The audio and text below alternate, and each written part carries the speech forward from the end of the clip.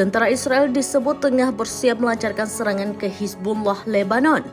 Langkah tentara rezim Zionis ini langsung direspon oleh penjabat Menteri Luar Negeri Iran, Ali Bagheri Kani. Ia memperingatkan agar Israel tidak gegabah melawan perlawanan Hizbullah. Ali Bagheri memperingatkan pendudukan Israel agar tidak melancarkan perang terhadap Lebanon.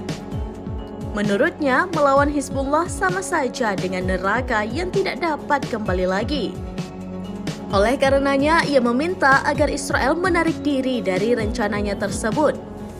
Pernyataan diplomat tinggi tersebut disampaikan saat konferensi pers bersama dengan Penasihat Keamanan Nasional Irak Qasim Al-Araji di Baghdad pada Kamis 13 Juni 2024. Perang skala penuh antara Israel dan Lebanon dikhawatirkan terjadi karena ketegangan terus meningkat.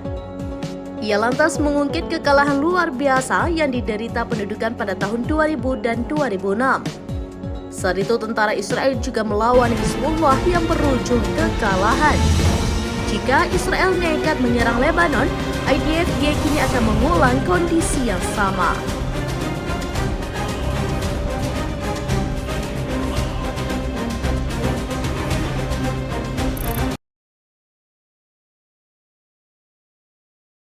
Download Tribun X sekarang, menghadirkan lokal menjadi Indonesia.